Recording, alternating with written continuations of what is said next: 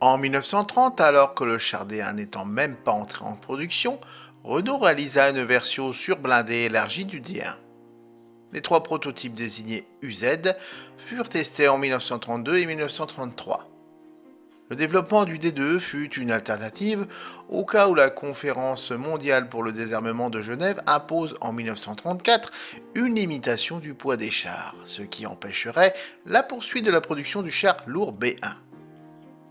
100 chars furent commandés et livrés à l'armée de terre française entre 1936 et 1940. Parmi les derniers exemplaires, au moins partiellement assemblés, certains furent emportés dans la retraite générale des armées françaises vers ce qui deviendra la zone libre après l'armistice. Les tout derniers sont probablement restés à divers stades d'assemblage dans l'usine de la Chalais-Lassière. Le char D2 est un char D1 modernisé. Le type de tourelle utilisé augmente sa hauteur qui est de 2,66 m. La longueur de la caisse, sans la queue, est de 5,46 m. Sa largeur est réduite à 2,22 m, grâce à l'utilisation de battins plus étroits, larges de 35 cm. La suspension est en grande partie identique, mais les galets supérieurs, auxquels est ajoutée une roue de tension, sont placés un peu plus haut pour éviter la résonance de la chenille, qui est un problème persistant sur le D1. La plaque de blindage recouvrant les trois ressorts hélicoïdaux verticaux se compose de 6 panneaux au lieu de 8. Des goulottes par bout sont ajoutées sous chaque rouleau supérieur. Il y a 3 bogies de par côté, chacun avec 4 roues, un ressort hélicoïdal et 2 amortisseurs. À l'avant et à l'arrière, sous le pignon, il y a une roue de tension avec son propre amortisseur. Cela porte un nombre total de roues à 14. Un autre changement concerne les ailes avec de grands coffres de rangement qui donnent la fausse impression de faire partie du blindage principal. La direction de l'infanterie propose en janvier 1930, dans une aide au ministère de la Défense, de construire un meilleur char blindé utilisant une plaque de 40 mm avec une vitesse de 22 km/h en l'équipant d'un moteur de 120 chevaux. Le poids ne devrait augmenter que de 14 à 15,5 tonnes. Ce qui est possible en utilisant une plaque de soudage soudée au lieu d'une plaque de blindage rivetée. Mi-avril, le plan a été approuvé. Et en mai, Louis Renault a été contacté, qui a accepté le développement de ce type comme le char D2, avec un char colonial de char C3 qui ressemble étroitement à son projet parallèle. Pour introduire la nouvelle technique de soudage, il fallait embaucher des experts étrangers, ce qui était très coûteux. Suite à un nouvel accord, Renault construit d'abord un prototype à coque rivetée, le Renault UZ, qui a été livré en avril 1932. 2 prototypes soudés avaient été commandés en décembre 1932. Ceux-ci ont été achevés en août 1933, mais seulement livrés en novembre. De décembre 1934 à l'été 1935, la commission de Vincennes utilise les 3 prototypes disponibles pour tester différentes versions de moteurs. La coque rivetée était équipée d'un moteur essence de 120 chevaux, les 2 autres avec un moteur diesel. Ceux-ci ont été rejetés en faveur d'un moteur essence, même si sa combinaison avec la coque soudée prévue n'avait pas encore été testée. Fin décembre 1934, l'ordre de 50 coques fut accordé à Renault. Les tourelles ont été produites séparément. D'abord la tourelle ST3, tourelle qui avait été testée en 1933, puis le ST2, à l'époque considéré comme une tourelle standard possible pour tous les chars plus lourds. Elle a été envisagée, mais finalement un choix a été d'utiliser l'APX-1, initialement développé pour le char B1.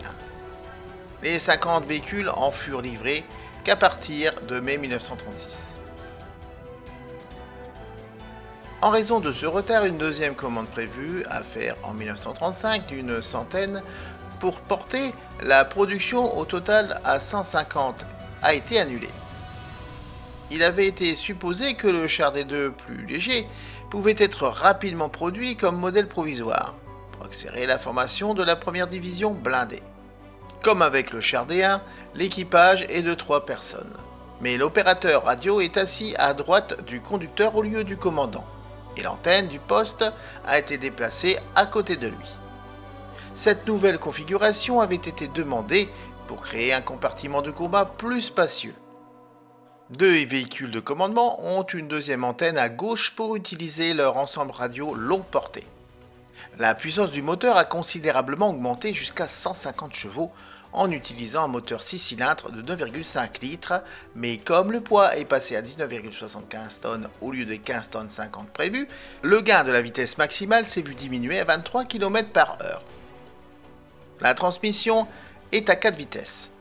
4 réservoirs de carburant d'une capacité totale de 352 litres permettent une autonomie d'une centaine de kilomètres. La capacité de guet est de 120 cm, une tranchée de 210 cm peut être franchie, un obstacle de 80 cm de haut ou une pente de 50%.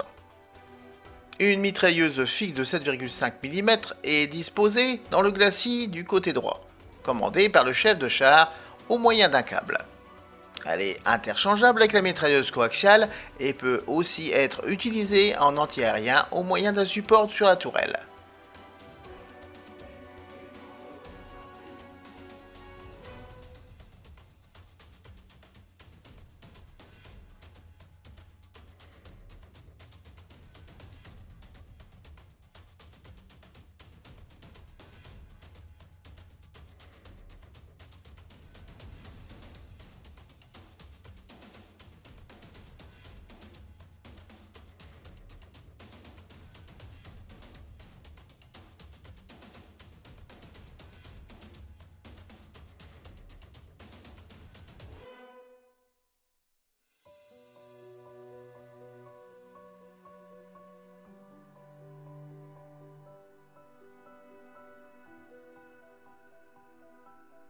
La première série est équipée d'une tourelle monoplace APX-1 armée d'un canon de 47 mm SA-34. La seconde série est équipée d'une tourelle APX-1A à la forme légèrement remaniée, armée d'un canon de 47 mm SA-35. Ce dernier canon était en cours d'installation sur le D2 de première série en mai 1940. Le commandant était le seul occupant de la tourelle APX-1, agissant également en tant que tireur et chargeur pour le canon de 47 mm.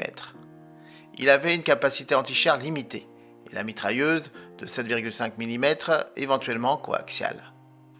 Le canon pouvait tirer 2 types de munitions explosives avec un poids de 11,25 kg et une vitesse initiale de 490 mètres par seconde, et un explosif perforant de 1,90 kg, une vitesse initiale de 480 mètres secondes.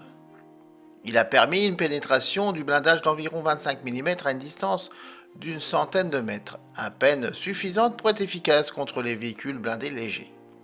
Une deuxième série de production a présenté plusieurs améliorations. La plus importante d'entre eux était le montage de la tourelle APX-4, équipée d'un canon SA-35 plus long, qui avait une bien meilleure capacité anti-char, avec environ 2 fois de pénétration de blindage d'origine, principalement due à un obus plus long. En raison des munitions plus longues, la charge de munitions a diminué. La nouvelle tourelle avait également un épiscope au lieu d'un diascope et a été équipée d'un point d'attache sur la tourelle au-dessus de la trappe arrière pour utiliser la mitrailleuse de réserve comme une arme AA, analogue au char B1 bis. D'autres changements comprenaient un système de graissage amélioré, des roulements billes renforcés pour les roues de route, une forme différente sur le tendeur et le pignon pour réduire les risques de casse des chenilles, des garde-boue plus courts, une antenne plus mince, un nouveau démarreur utilisant l'air comprimé pour réduire la demande de la batterie. Il y avait un plan en parallèle d'un projet de lance-flamme. En décembre 1939, un prototype de char lance-flamme est présenté. La tourelle est remplacée par une superstructure carrée. Un second prototype est réalisé. Tout le système lance-flamme est intégré dans la caisse et le char avait une tourelle standard.